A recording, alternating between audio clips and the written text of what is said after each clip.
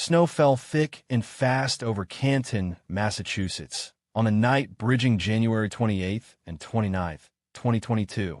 A blizzard gripped the town. Inside local bars, people sought shelter from the cold. John O'Keefe, a Boston police officer for 16 years, was out with his girlfriend, Karen Reed, an analyst and lecturer. They shared drinks, little knowing the night would end in tragedy. After midnight, they left the warmth of the Waterfall Bar and Grill. Their path led them, it appears, to a house gathering at 34 Fairview Road, the residence of Brian Albert, another Boston officer. Reed's black Lexus SUV cut through the swirling snow as they arrived. What occurred in the moments that followed is the core of a story now fractured into two opposing tales. Reed's version starts here. She said she let O'Keefe out near the house around 12:45 a.m. He walked into the storm, headed for the party. She drove off, expecting his return later. But the hours crept by. O'Keefe never came home. Calls went unanswered. Texts remained unseen. Unease grew within Red. Near dawn, with the storm still blowing, she asked two friends, Jennifer McCabe and Carrie Roberts, for help. They returned together to Fairview Road. Around 6 a.m., peering through the heavy snowfall, they found something dreadful. John O'Keefe lay in a snowbank before the Albert house, still and cold. Life had left him. First responders arrived, then police. John O'Keefe was declared dead. An investigation opened, zeroing in on his final hours. Karen Reed became the focus. Her SUV showed damage. The right taillight was broken.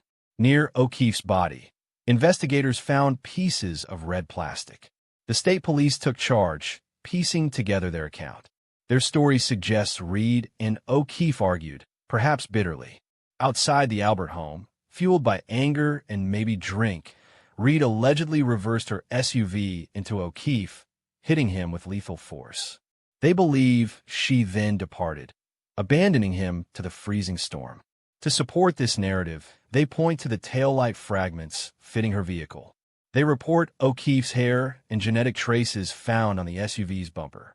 They mention McCabe and Roberts recalling Reed's distress and apparent admissions like, "I hit him."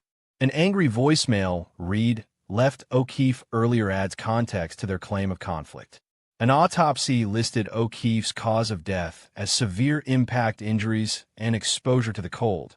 Results the prosecution states match their scenario.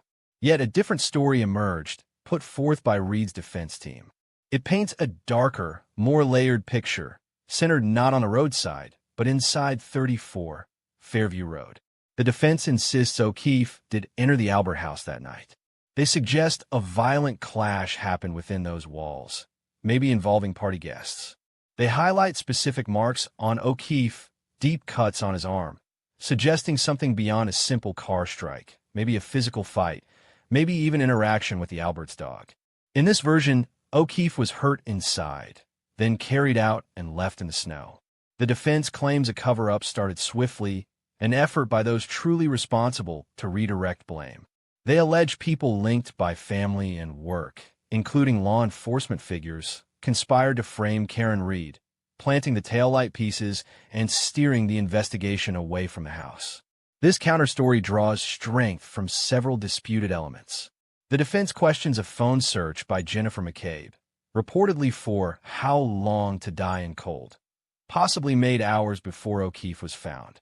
They cast doubt on the lead state police investigator, Michael Proctor, suggesting his personal ties to the Albert family biased his work. They contest that the SUV's damage matches the severe impact described by the prosecution. Looming over everything is a separate federal investigation examining how state officials managed the case from the outset. Two irreconcilable accounts of how one man died. One places Karen Reed behind the wheel in an act of rage or negligence. The other presents her as a scapegoat in a plot designed to conceal a hidden truth.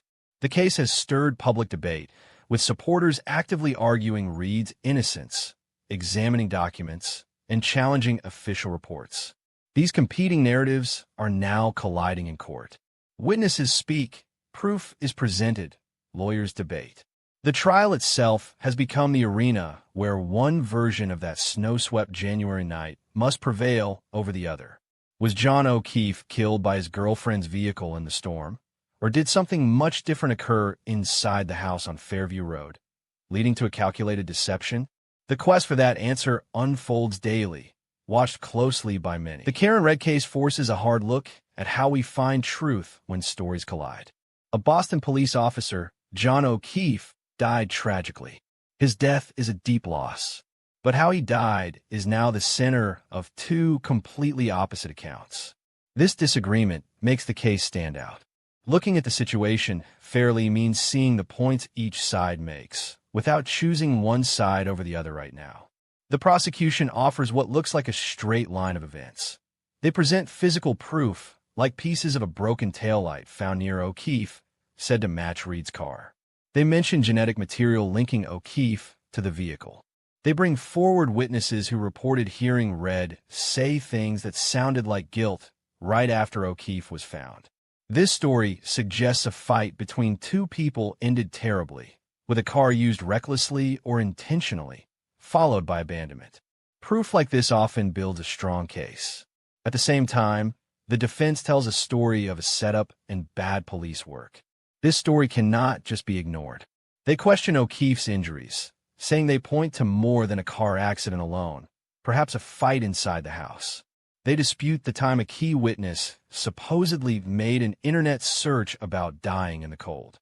They make serious claims about the lead police investigator, suggesting his personal connections interfered with his job. The fact that federal authorities are separately reviewing how the state handled the investigation adds weight to the idea that something might have gone wrong with the police work, separate from whether Reed is guilty. What makes this case especially difficult is that the main pieces of proof are not clear. They are argued over. What the forensic science means, what the phone data truly shows, which witnesses are believable. These are all points of major disagreement. There isn't a clear video or an undeniable confession. The strong public reaction and the split opinions are plain to see. The support for Reed and the arguments against her show how much these competing stories have affected people. The trial has become a public stage for debates about trusting police and the justice system.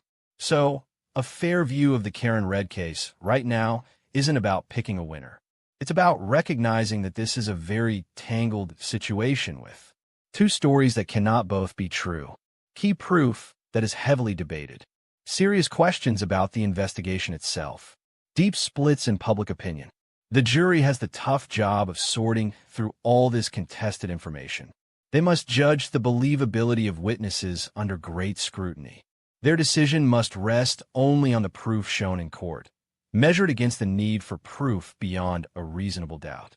No matter the outcome, the Karen Red case shows how challenging finding the truth becomes when stories diverge so sharply and trust itself is questioned.